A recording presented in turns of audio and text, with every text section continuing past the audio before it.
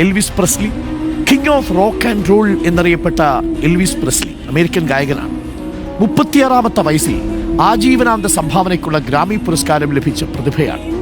ഇതിഹാസ ഗായകനായി വളർന്നു പന്തലിച്ച പ്രായത്തിലാണ് എൽവിസ് ലഹരി ഉപയോഗിച്ചു തുടങ്ങിയത്. പതുക്കെ അത് ആരോഗ്യത്തെ ബാധിച്ചു തുടങ്ങി. പ്രകടനങ്ങൾ മോശമായി. പ്രായം 40 ആയപ്പോഴേക്കും സ്വന്തം പ്രതിഭയുടെ നിഴൽ മാത്രമായി എൽവിസ് പ്രസ്ലി മാറി. കുടുംബജീവിതം തകർന്നു.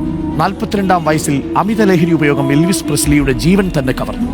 പ്രസ്ലിയുടെ മരണം വിശ്വസിക്കാൻ ലോകമാദ്യം തയ്യാറായിരുന്നില്ല. ലഹരിയിൽ എരിഞ്ഞുതീർന്ന മാലാഖ എന്നാണ് എൽവിസ് പ്രസ്ലിയെ ഇന്നും ഓർമ്മിക്കുന്നത്. അങ്ങനെ എത്രയെത്ര പ്രതിഭകളാണ്, എത്രയെത്ര പ്രസ്ലിമാരാണ് കടന്നുപോയത്. There is no happy ending with drugs.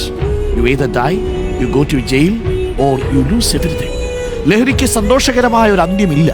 ഒന്നുകിൽ അത് നിങ്ങളുടെ ജീവനെടുക്കും, ഒരുപക്ഷെ നിങ്ങളെ അത് ജയിലിലേക്ക് എത്തിക്കും, അതുമല്ലെങ്കിൽ നിങ്ങളുടെ സർവ്വതിനെയും അത് നശിപ്പിക്കും. അമേരിക്കൻ റാപ്പർ എമിനം പറഞ്ഞ വാക്കുകളാണ്.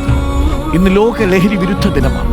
ലഹരി സൃഷ്ടിക്കുന്ന അപകടങ്ങളെക്കുറിച്ച് ആഗോള സമൂഹം ഒന്നിച്ചടയാളപ്പെടുത്തുന്നതിന് ലഹരി ഉപയോഗത്തിലൂടെ സമനില തെറ്റി അക്രമം നടത്തുന്നവർ നാടിനാകെ ഭീഷണിയാകുന്ന വാർത്തകളാണ് ഇക്കഴിഞ്ഞ നാളുകളിൽ പോലും നമ്മുടെ വാർത്താ പ്രഭാതങ്ങളിലെല്ലാം നിറഞ്ഞു നിന്നത്. എങ്ങനെ മുറിച്ചു മാറ്റിയാലും ഭയാനകമായ കരുത്തോടെ കൂടുതൽ ആഴത്തിലും വ്യാപ്തിയിലും വേരുപടർത്തുകയാണ് രാസലഹരി സംഘങ്ങൾ. ഇടർച്ചയില്ലാതെ നീങ്ങേണ്ട ദൗത്യമാണ് മുന്നിൽ. ജീവിതമാകട്ടെ ലഹരി. Say no to drugs. ലഹരി വിരുദ്ധ പോരാട്ടത്തിൽ നമുക്കും പങ്കാളികളാകാം. ലഹരിക്കെതിരെ റിപ്പോർട്ടറിന്റെയും പോരാട്ടം തുടരുന്നു. ലഹരിയും വേണ്ട, ലഹളയും വേണ്ട.